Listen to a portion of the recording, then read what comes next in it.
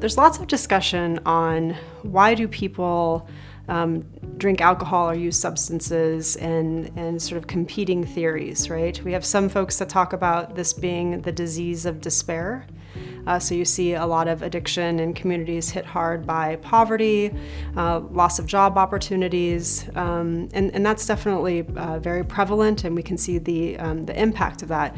But it's not the only way addiction starts. And I think that we really need to be careful and thoughtful and pay attention to the nuances of this. Addiction begins in adolescence. Again, 90% of those that have a substance use disorder today, they began using substances in their adolescence.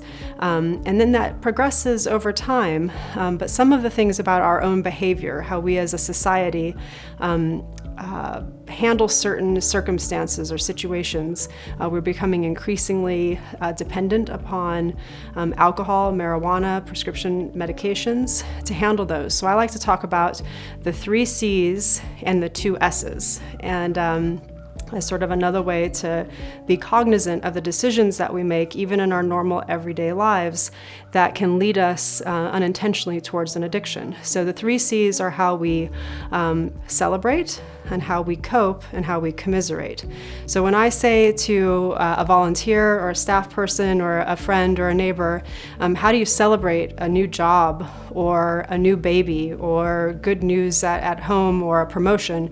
We celebrate with happy hours and bottles of champagne and a lot of alcohol-focused celebration activities. And when we start to build those patterns, particularly if you have different risk factors, you can be sort of walking into unintended consequences of developing a substance use disorder. Same with how we cope with different situations. I had a hard day. I need a fill in the blank. Usually folks don't say yoga class, I need a meditation route, I need to have a really good workout or a walk or a talk with my mental health counselor or one of my best friends. It is, I need a drink. I need a something else that is using a substance to help manage even everyday stresses. And then the other one is how we commiserate. So I have my neighbor, my best friend, my sister who's having a rough day, a rough time, small difficulties or big difficulties, and we commiserate with one another around alcohol, right? Around marijuana, around using substances to help us even cope with difficulty in our interpersonal relationships. These are some of those behaviors that we are unknowingly participating in that will lead to problematic misuse of alcohol and other substances that we need to be aware of.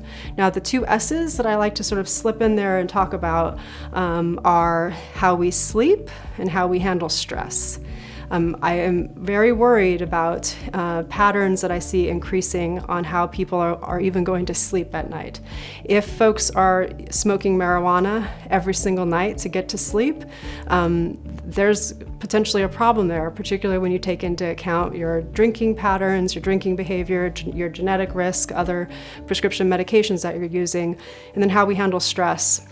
When we do not build coping mechanisms or our own skill set on how we handle stressful situations that are internal and about our own resources that we're building, and are instead focused only on alcohol or other substances, that's when we really start to build unhealthy patterns for our own health and wellness.